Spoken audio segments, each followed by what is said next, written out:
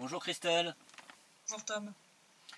Alors Christelle, nous arrivons au 105e site rep, nous sommes le 1er septembre et comme un certain nombre de nos vidéos spectateurs et vidéos spectatrices le devinent, la situation dans le Donbass a été radicalement bouleversée hier soir par un attentat terroriste qui a visé le chef de l'État de la République populaire de Donetsk, c'est-à-dire Alexander Zakharchenko.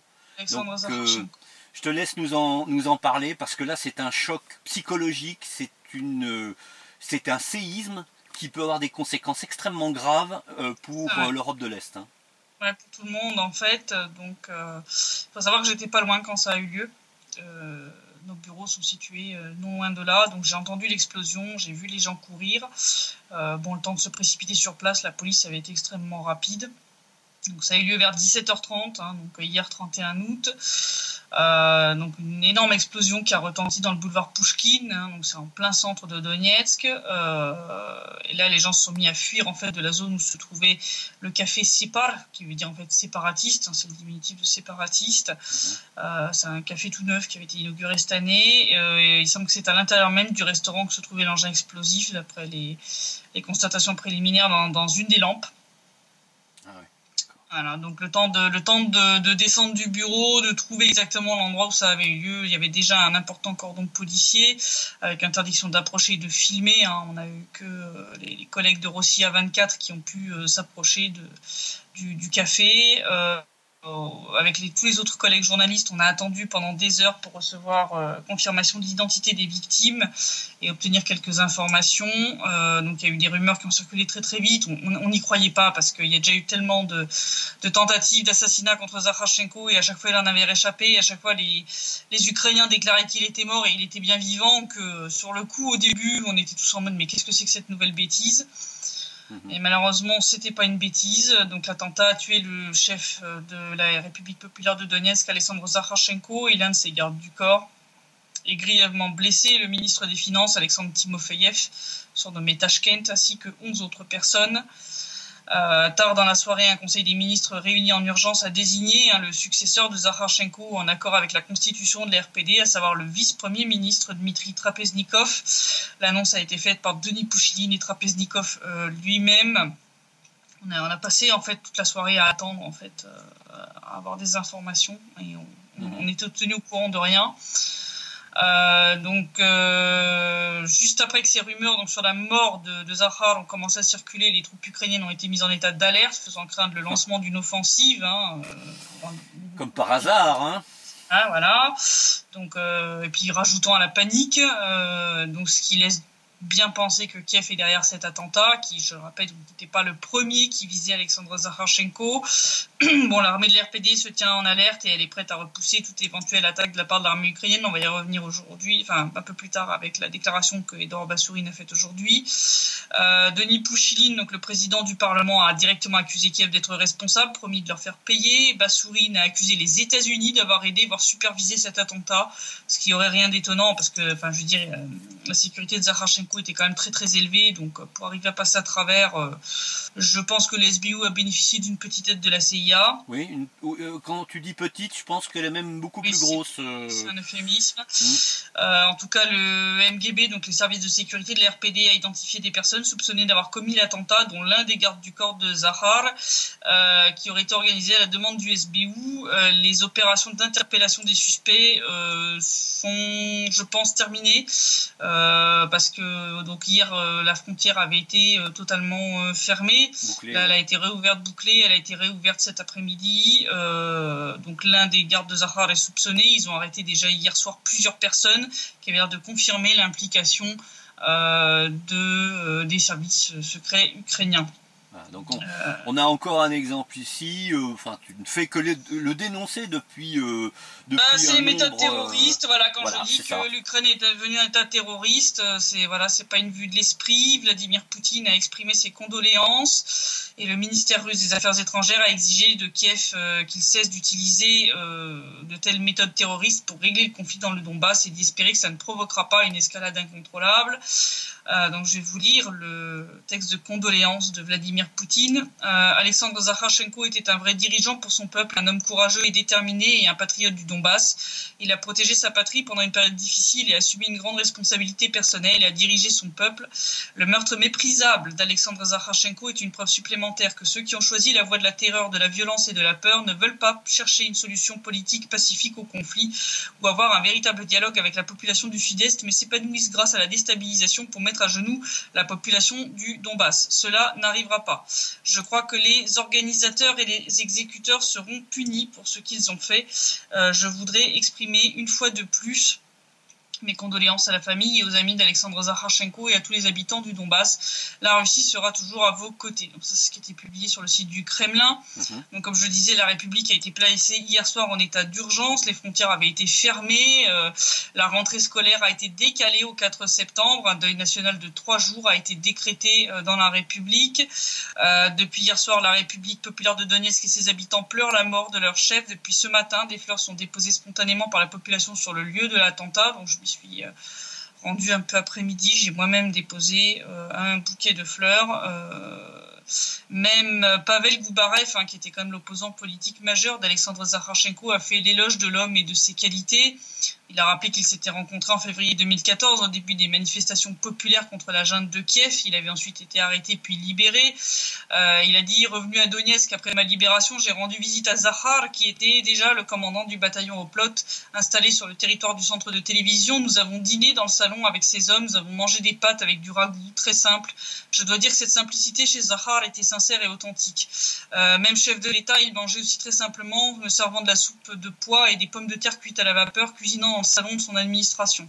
Je ne veux pas dire qu'il était un peu comme un ascète, non, mais Zakharchenko n'était pas avide de luxe et de grandes démonstrations.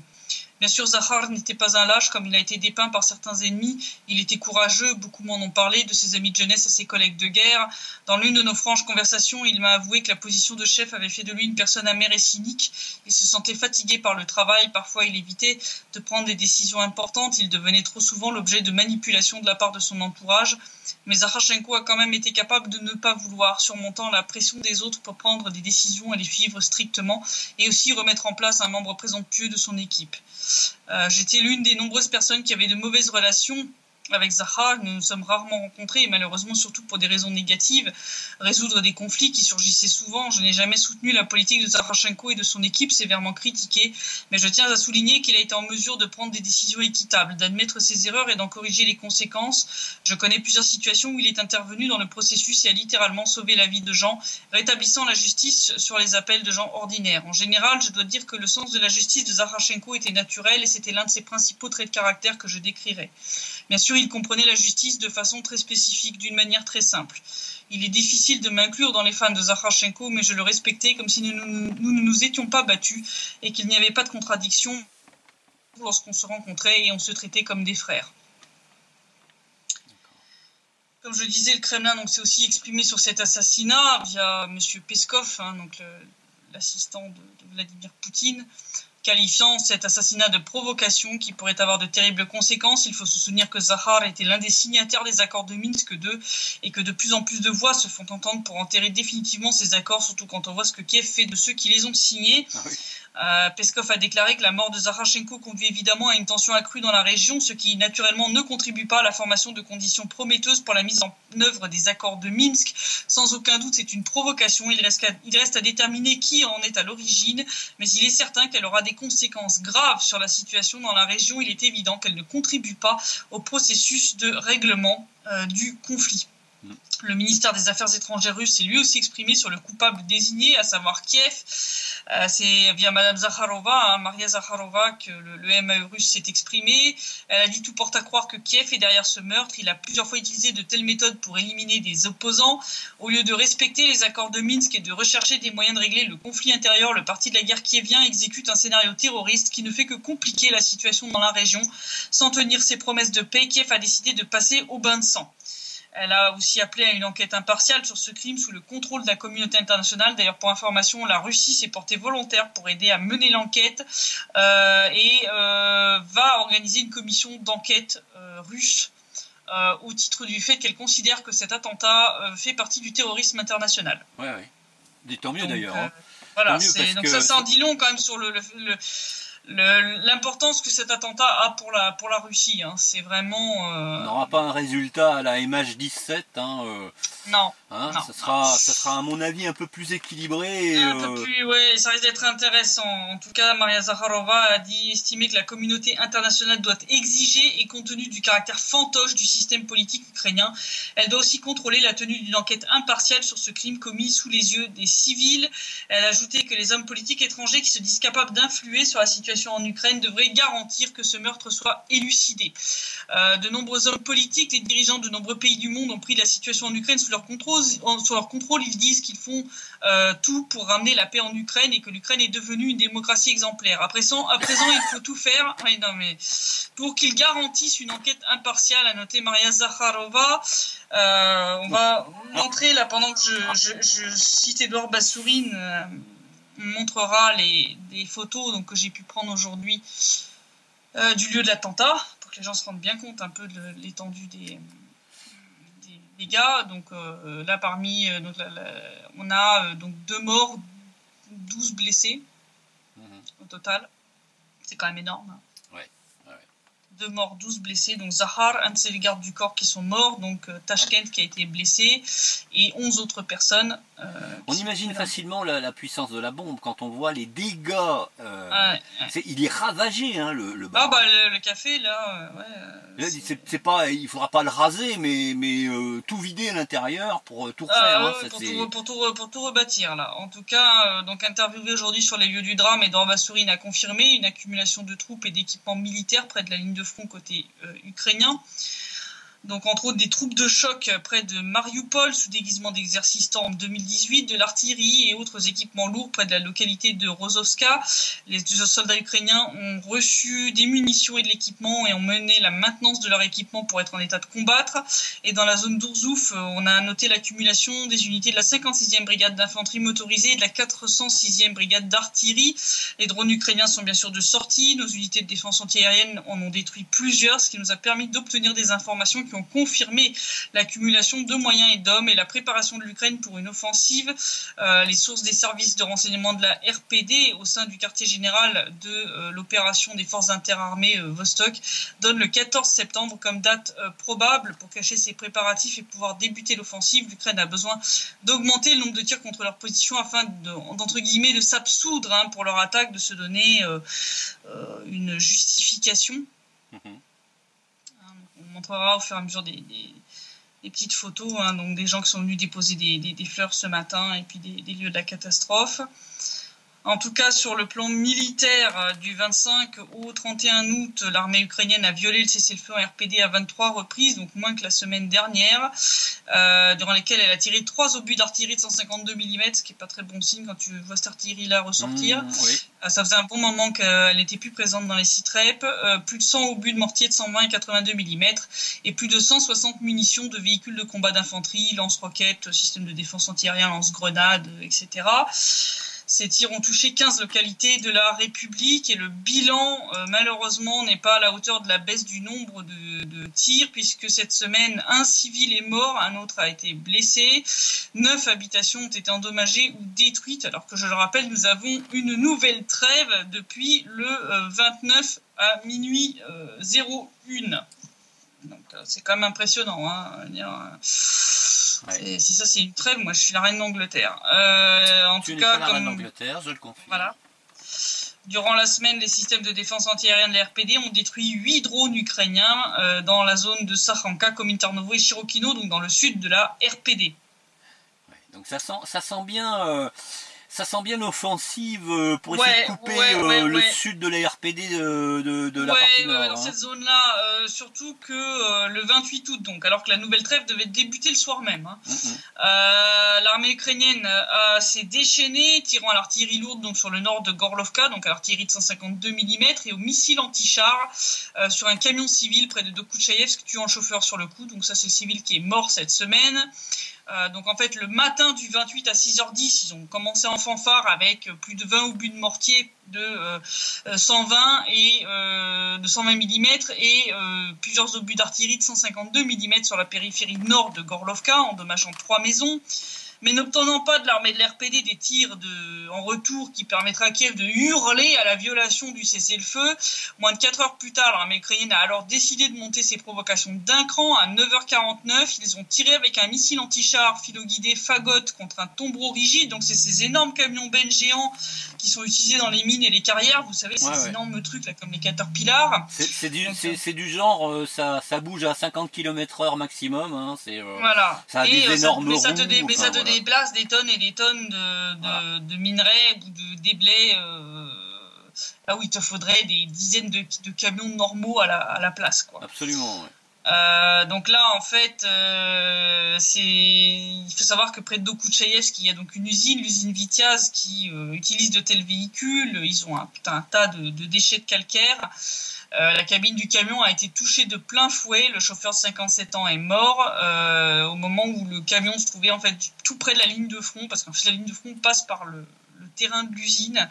Il se trouvait à côté justement du tas de déchets calcaires quand son camion a été visé.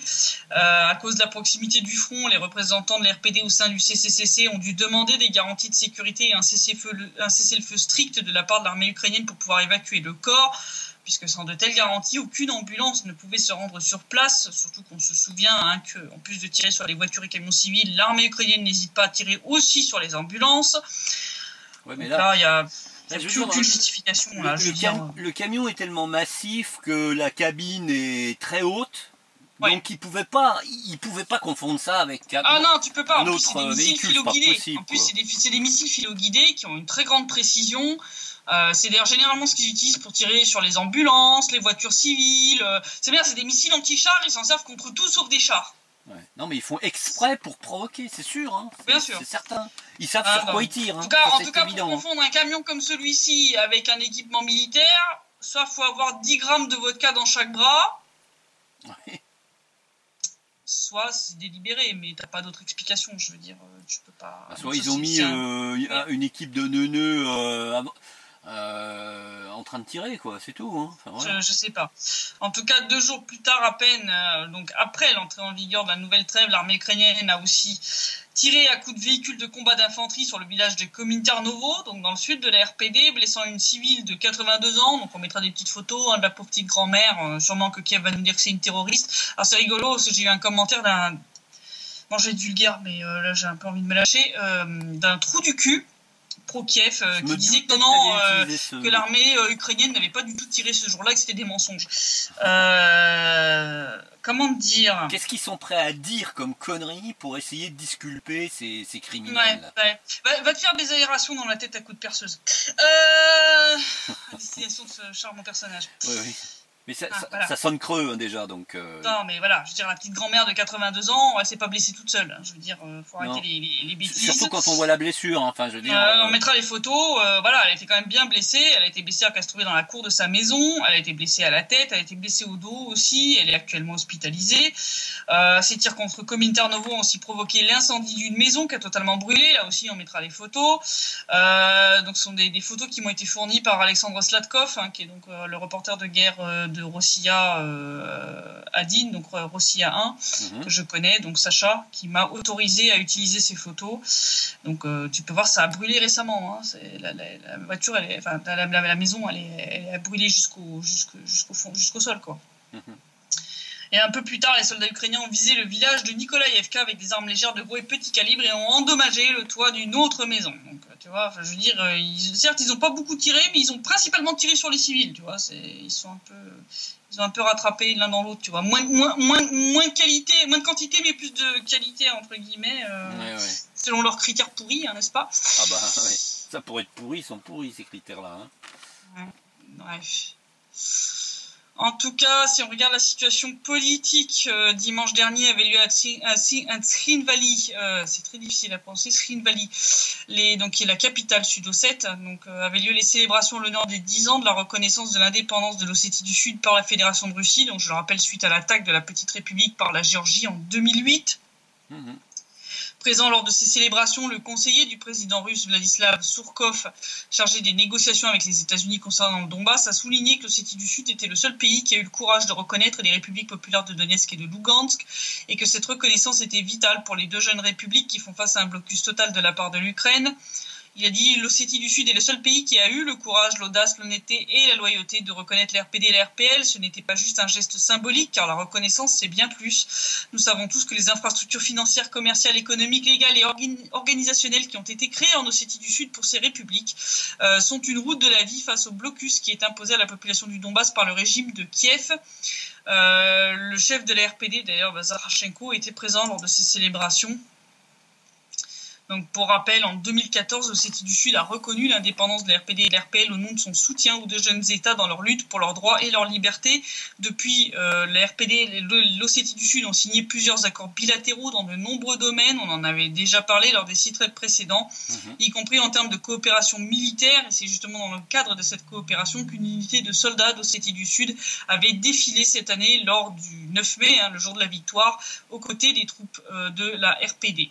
Donc, d'ailleurs, Anatoly Bibilov, le président de l'Ossétie du Sud, a lui aussi présenté ses condoléances pour la mort d'Alexandre Zakharchenko, de même que Ramzan Kadyrov.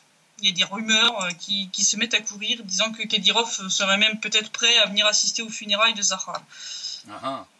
Bon, c'est... Je peux faire peut-être une petite parenthèse pour donner une idée de l'état d'esprit dans lequel les Ossètes, que ce soit du nord ou du sud, il faut se rappeler que, comme tu l'avais déjà rappelé juste à l'instant, qu'effectivement la Géorgie avait attaqué d'une manière absolument dégueulasse les civils de Tsingvali, et puis en tuant des casques bleus russes. Et des casques bleus russes qui étaient là-bas, je rappelle, en vertu d'un mandat de l'ONU, donc de manière totalement légale. Donc en fait, l'Ossétie du Sud a vécu en 2008 ce que nous... On a vécu en 2014 avec une guerre de grande ampleur. Ils avaient déjà connu des conflits. Enfin, ils avaient déjà connu un premier conflit dans les années 90. Ensuite, donc, il y avait eu cette mission de casque bleu de l'ONU qui avait permis de pacifier la situation jusqu'à cette révolution des roses qui avait porté Saakashvili à la tête de la Géorgie. On retrouve les mêmes. Qui est donc poussé par ses maîtres de l'OTAN qui lui avaient assuré qu'ils allaient lui prêter main forte, s'était lancé dans cette gabegie. Donc ils ont attaqué Srinivali de nuit, tirant donc sur les quartiers civils, les immeubles d'habitation, la base des casques bleus. Ils n'ont pas fait dans le détail, ils ont tiré vraiment tiré très très lourde. Je réitère ma recommandation pour les gens d'aller regarder le film qui s'appelle 8 août. En russe, qui montre, même si c'est des petites parties un peu fantasy, mais qui montre bien ce qu'a été ce conflit. Il y en a un autre événement aussi, c'est l'attaque terroriste de l'école numéro 1 de Beslan. Donc il est en Ossétie du Nord. On fête aujourd'hui même le 14e anniversaire, la commémoration plus exactement. Effectivement, il y a eu plus de 300, je crois c'est 34 ou 35 morts, dont 186 enfants. Et là, les terroristes étaient absolument déterminés à faire un carnage. De toute façon, et le jugement de la CEDH qui dit que c'est de la faute de la Russie, s'il y a eu autant de morts, c'est de la connerie en barre. Je veux dire, les terroristes avaient déjà commencé à tuer des gens dès le premier jour. Dimitri Koshko l'exprime très très bien. J'encourage les gens à aller regarder l'interview que tu as fait avec lui à propos de la prise d'otage de Beslan. Ça permettra de remettre un peu les idées à l'endroit.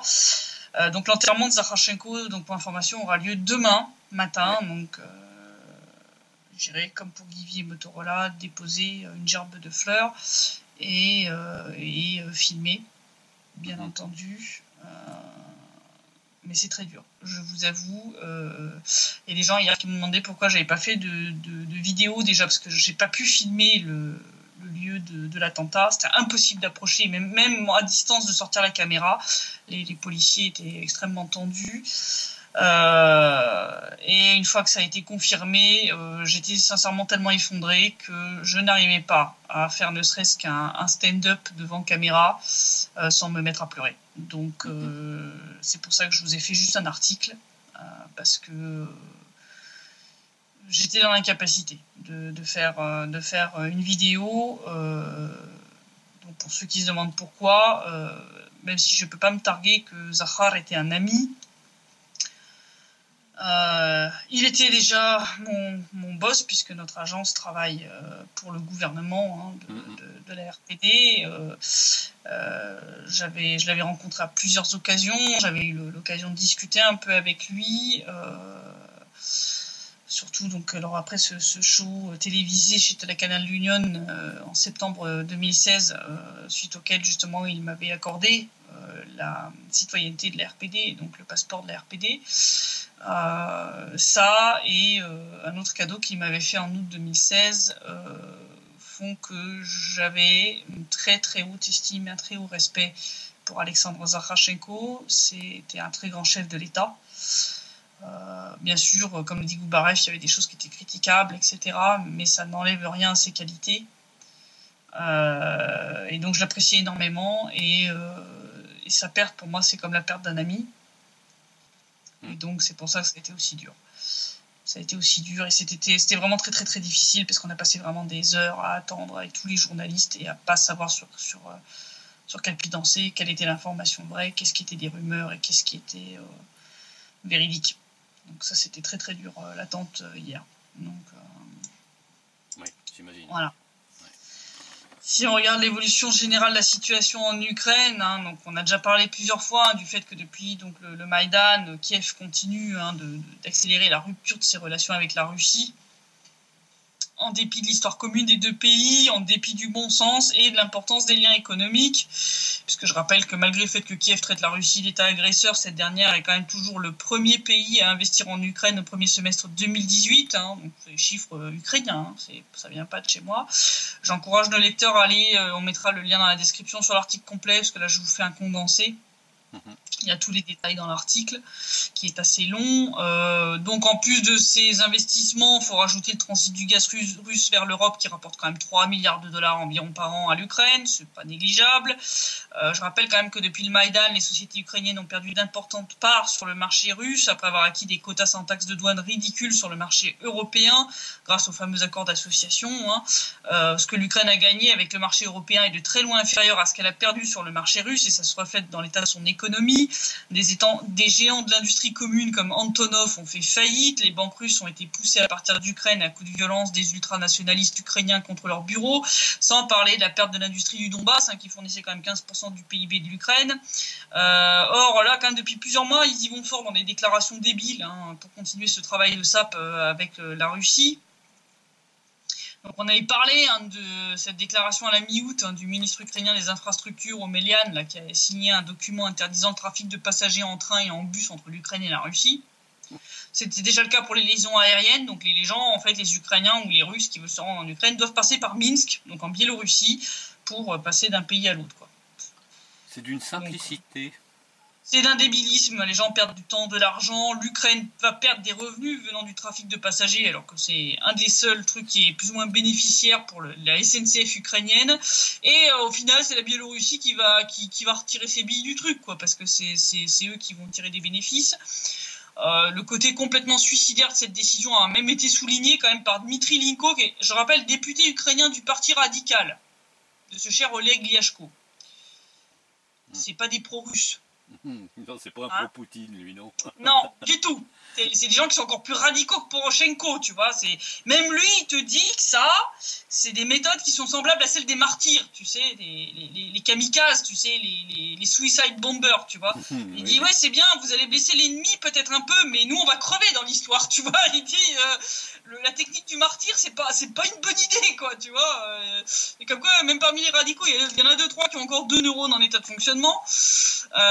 D'ailleurs, preuve que les autorités ukrainiennes sont conscientes qu'elles se tirent une balle dans le pied avec de telles décisions. Cette mesure ne s'étend pas au transport de marchandises, par peur de perdre trop d'argent et puis d'avoir des petits problèmes avec l'OMC. Bah, rien que ça, Hein oui. C'est vrai. Je rappelle que c'est le même genre d'hypocrisie qu'on a avec le gaz russe, puisque depuis novembre 2015, Kiev prétend ne plus acheter de gaz russe, alors qu'en fait elle en achète, mais via les pays voisins, par flux inversé, et que tout en poursuivant Gazprom sans fin pour obtenir du pognon, elle essaie aussi de tout faire pour torpiller le projet Nord Stream 2 pour pas perdre définitivement le transit du gaz russe vers l'Europe à partir de 2019. Alors que ces actions en justice répétées donnent envie à Gazprom d'arrêter, de clôturer. Ils ont d'ailleurs lancé la procédure de clôture du contrat de transit avec Naftogaz. Donc, ils marchent complètement sur la tête. Bon, faut dire que je comprends Kiev, c'est de quoi s'affoler, puisque si la Russie cesse de faire transiter son gaz par l'Ukraine, le pays perdra alors plus de 3% de son PIB, l'équivalent de son budget militaire. Oui, c'est musclé ça, oui. Voilà. Ouais. Et puis surtout, Kiev perdra son petit levier géopolitique envers l'Union européenne, finit de faire chanter l'Europe en menaçant de fermer le robinet de gaz. Donc en gardant à l'esprit tout ça, regardons maintenant les dernières dernières déclarations officielles made in Kiev. Donc là, lors des festivités du jour de l'indépendance dont on avait parlé, Poroshenko a déclaré que l'Ukraine allait briser tout ce qui la relie à l'Empire russe et à l'Union soviétique et empêcher ainsi toute possibilité de retour dans la zone d'influence russe. Bon, alors encore une fois, ils parlent d'abord et réfléchissent ensuite, parce que s'ils veulent vraiment briser tout ce qui la relie à l'URSS, en fait l'Ukraine dans ses frontières actuelles devrait tout simplement cesser d'exister, puisque je rappelle que c'est l'URSS qui a créé le pays. Oui. Ouais, non, en agrégeant des provinces qui appartenaient à l'Empire russe, avec des régions qui ont appartenu à la Pologne, la Roumanie, la Hongrie, la Slovaquie, etc. Donc, si vous voulez, ok, vous pouvez renoncer totalement à votre héritage soviétique. Donc, vous décrétez que l'Ukraine, c'était la république, l'une des deux républiques populaires d'Ukraine qui avait vu le jour après la révolution bolchevique en Russie, qui occupait à peu près une moitié à peu près de l'Ukraine actuelle.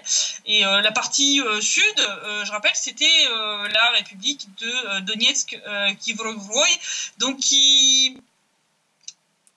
En fait, ouais, donc ça nous irait bien. Comme ça, nous, on se casse, on vous dit bye-bye. Alors, il faut qu'ils oublient la Crimée après. Là, c'est fini. Oui, ça c'est clair. À peine 4 jours après, donc Poroshenko avait poursuivi sur sa lancée en indiquant avoir donné instruction au ministre des Affaires étrangères de préparer les documents en vue de lancer la procédure d'annulation de ce traité d'amitié, de coopération et de partenariat, donc qui avait été signé par l'Ukraine et la Russie en 1997. On en avait déjà parlé. Je rappelle. Alors, est-ce que c'est un coup de com' en vue des élections, comme le pense Lavrov, ou un nouveau délire qui se réalisera en vue de satisfaire les ultranationalistes ukrainiens? Ça, c'est la question à 1 milliard de roubles. Mais l'Ukraine n'a qu'un gros mois pour se décider, parce que si elle veut dénoncer ce traité avant son renouvellement automatique pour 10 ans, elle doit le faire d'ici octobre. Et malgré tout ce que Poroshenko peut dire ou a pu dire, l'Ukraine ne pourra pas invalider seulement une partie du traité. Ça fonctionne pas en mode « Ah tiens, ça je garde, puis ça je jette ». Non, c'est tout ou rien. Ou alors tu dois faire un nouvel accord. Mais là, t'es pas garanti que la Russie va le signer. C'est clair, oui. Alors, pourquoi ça va risquer d'être un gros problème pour Kiev? C'est que je rappelle, ce que j'avais déjà dit quand donc des députés russes avaient proposé aussi de faire sauter ce traité, c'est que ce traité définit les frontières communes entre les deux pays et leur reconnaissance mutuelle. Vous la sentez venir, la connerie, quand même? Oui, non, mais c'est... Alors, pour ceux qui n'ont pas compris, je vais vous expliquer. Si l'Ukraine annule ce traité, alors Moscou n'est plus tenu de reconnaître le tracé des frontières qu'elle partage avec l'Ukraine. Voilà. Là, ça devient un peu dangereux quand même. Parce que je rappelle que dans le contexte de la guerre en cours dans le Donbass, qu'est-ce qui empêcherait alors la Russie de reconnaître la RPD et la RPL dans le cadre de l'article 2 de la charte de l'ONU sur le droit des peuples à disposer d'eux-mêmes, puisqu'elles ne seraient plus tenues par la reconnaissance de l'inviolabilité des frontières et de l'intégrité territoriale de l'Ukraine, qui est incluse dans le traité d'amitié entre les deux pays.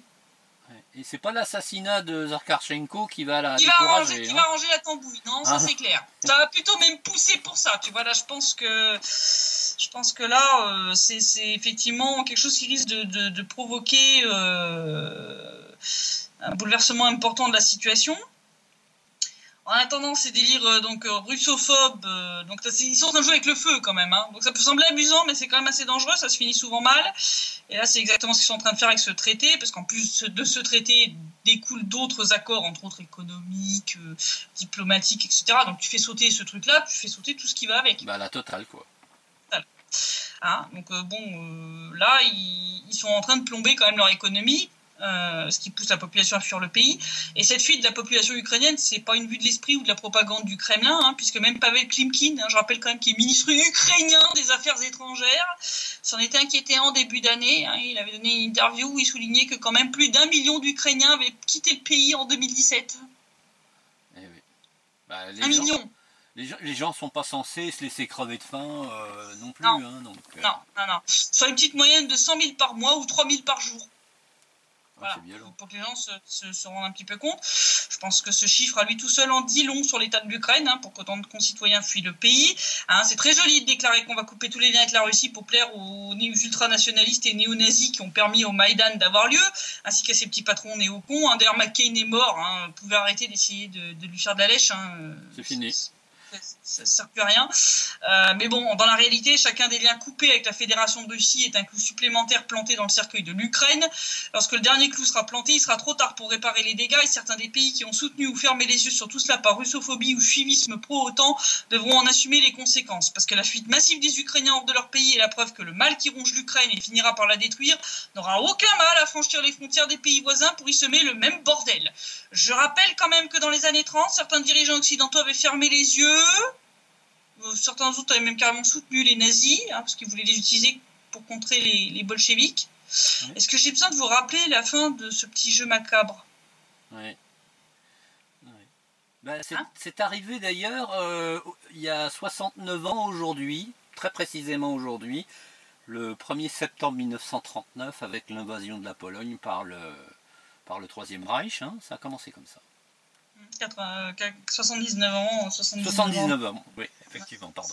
Donc, ouais, non, mais c'est ça. Donc là, c'est peut-être temps que tout le monde se réveille avant qu'on se fasse un remake. Voilà. Donc voilà la situation. Donc, j'ai pas mis de pendant ce temps à Kiev. Vous m'excuserez, je suis pas trop d'humeur. Comme beaucoup de gens ici. On le sent, l'ambiance dans la ville est extrêmement lourde. Donc là, quand je suis allée déposer moi des fleurs devant le café Sépare, j'ai vu donc des gens, des mères avec enfants, des personnes âgées qui venaient, qui déposaient des fleurs aussi, qui se signaient, qui pleuraient. Les gens sont touchés. Je pense que demain, on va avoir un afflux absolument monstre de gens pour les funérailles du chef de l'État. Ouais, en espérant que les Ukropes n'en profitent pas pour... De toute façon, il y aura des mesures de sécurité extrêmement renforcées. Mais voilà, donc c'est la situation. J'espérais qu'on arriverait à un truc un peu plus positif, malgré les victimes civiles de cette semaine. Mais voilà, ils ont réussi à marquer leur coup. Bah, les deux républiques, et en tout cas celle de Donetsk, sont sous le choc là, parce que c'est inattendu bien évidemment, mais c'est extrêmement violent, quoi. C'est extrêmement violent. Donc voilà la situation. Voilà la situation et ouais, c'est à mon avis il y a quand même un risque que ça dérape violemment. Je pense sincèrement qu'il y a un gros risque. Je pense que cet assassinat pourrait être celui de trop. Je pense qu'il y a un risque que même la population ici pousse en fait pour enterrer définitivement Minsk 2.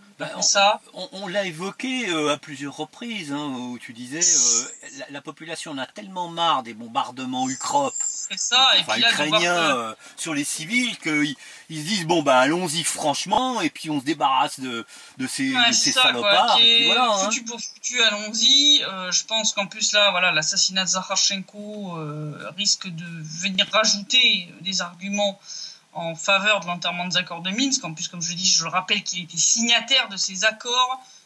Je rappelle que ça, c'est quand même quelque chose qui peut peser dans la balance pour les enterrer, parce que si l'un des signataires meurt, assassiné par l'un des autres, voilà, c'est ça, ouais, parce que c'est pas une mort naturelle. C'est pas une mort naturelle, contrairement à ce que Kiev peut raconter. Non, c'est pas des règlements de compte de mafia, c'est pas... Non, je veux dire, de toute façon, quand ils avaient assassiné Givy, ils avaient clairement dit que Zakhar était le prochain sur la liste. Donc maintenant, venir jouer les... Non, c'est pas nous. Ouais, pas nous. Avec un sponsor comme celui qu'a les terroristes en Syrie... oui, voilà.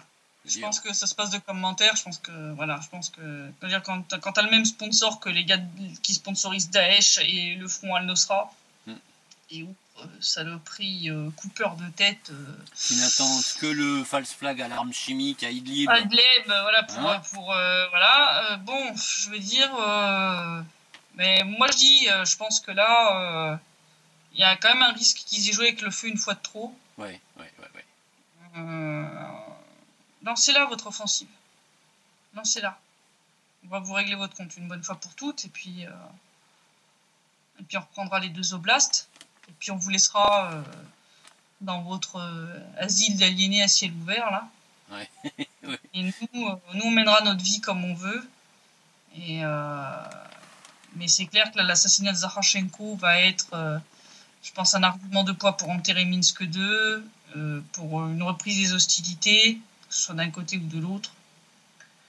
On attend la réaction. Et peut-être pour un changement de vision de la situation de la part de la Russie. Parce que bon, je pense que quand tu vois ça, qu'est-ce que tu veux promouvoir les accords de Minsk et la paix? Enfin, je veux dire, à un moment, il faut redescendre sur terre 5 minutes. Ce qui est intéressant, c'est le silence absolu des chancelleries françaises et allemandes qui sont, elles, garantes de l'application des accords de Minsk par Kiev. Hein. Là, et puis les médias occidentaux sont lâchés, ont vomi de la merde, genre Le Monde et compagnie, qui ont vomi de la merde sur Zakharchenko en disant que c'était un personnage odieux. Oui, c'est un peu facile ça. Ceci dit, ça prend moins en moins. Allez vous faire une sieste sur les rails. Non, mais ceci dit, ça ne prend plus autant ou aussi bien qu'avant parce que on a de multiples exemples. Encore une fois en Syrie. Je veux dire, ils ont diabolisé Bachar al-Assad, puis maintenant ils se rendent compte, parce que bon, il y a des informations qui filtrent, en dehors des médias classiques, que Bachar al-Assad, en fait, il est soutenu par le peuple syrien. Bien sûr, il est apprécié et soutenu par le peuple syrien. Donc là, ils nous ont dépeint Zahar comme un espèce d'ignoble terroriste. Enfin, je veux dire, prenez votre journal et bouffez-le en salade. Franchement, c'est tout ce que ça mérite. Sans sauce, et empoisonnez-vous avec. Non, mais sincèrement, enfin, je veux dire, certaines personnes m'ont dit, ouais, soit ils font ça, soit ils sont silencieux, quoi, les médias occidentaux. Si je préfère encore qu'ils ferment leur gueule. Oui. Plutôt que de raconter de la merde, à la limite, c'est ce qu'ils auraient de mieux à faire. Si vous pouvez pas vous empêcher de raconter de la merde, juste taisez-vous, quoi. Parce que je veux dire, vous le connaissiez pas. C'est aller dans le sens des néo-nazis, hein. C'est aller dans le sens des néo-nazis et des crapules qui dirigent l'Ukraine, hein. Parce que c'est un oligarque, c'est une crapule, Poroshenko, c'est un mafieux. Bien sûr, c'est un mafieux. Lui, c'est un mafieux, c'est un sale type, ça y a aucun doute là-dessus. La preuve, les Ukrainiens sont dans une situation sociale et économique catastrophique à cause de lui. Oui, et puis je veux dire, l'usage de la méthode terroriste pour se débarrasser de ses opposants, je rappelle qu'ils l'ont utilisé contre les Zbouzina, qu'ils ont assassiné à Kiev, contre d'autres, Cheremetz qui a été assassiné, sa voiture a sauté. Je veux dire, des attentats côté ukrainien et très loin d'ici, il y en a eu un petit paquet, quoi. Je veux dire, c'est la méthode favorite pour se débarrasser des encombrants. Donc quand ils viennent dire c'est pas nous... Sans compter les entourloupes avec, comment il s'appelait, le journaliste qui est ressuscité 2 jours après avoir été déclaré Babchenko. Ce qui a fait dire d'ailleurs au soutien du régime de Kiev, que comme ils se sont donc ils avaient fait passer pour des cons et que vraiment là c'était n'importe quoi. Exactement. Donc voilà, donc on est tous en deuil aujourd'hui ici. Demain, je pense que donc la cérémonie, il va y avoir vraiment beaucoup de monde. Je pense qu'on va en avoir encore plus que pour Givy. Il y avait 55 000 personnes, plus de 55 000 personnes qui s'étaient réunies dans le centre de Donetsk pour déposer des fleurs et puis accompagner le cercueil pour son départ pour le cimetière. Je pense que là, on va avoir encore plus. Je pense que ça va être assez énorme. Une centaine de milliers, peut-être. Possible. Moi, en tout cas, j'ai dû commander mes fleurs pour demain parce que sinon, j'étais pas sûre d'en avoir demain. Déjà aujourd'hui, il y a des boutiques de fleurs qui étaient non loin de l'endroit où a eu lieu l'attentat se sont fait largement dépouiller. Les gens ont acheté des fleurs pour les déposer dès maintenant. Donc, là, tu te dis que demain, ça va être très certainement la cohue. Va y avoir vraiment du monde. Et donc, je pense que ça montrera bien quel était le soutien populaire vis-à-vis de Zahar Un homme qui était soi-disant odieux d'après l'immonde. Ouais. Voilà. Mais enfin, c'est toujours facile d'écrire ce genre de truc. Ça peut... Ouais. Hein, c'est gratuit, hein, comme on dit. Hein. Comme on dit. Donc voilà, je te dis à la semaine prochaine pour le prochain Citrep, et en espérant qu'on n'aura pas d'autres mauvaises surprises d'ici là. Eh oui, rien n'est garanti malheureusement, effectivement. Non. Bonne soirée malgré tout. Merci de nouveau pour toutes ces informations, malgré la situation qui est écrasante, très très lourde pour les consciences, pour la DNR, pour le Donbass, et à samedi prochain. Merci. Samedi prochain, bonne soirée. Merci Christelle, au revoir.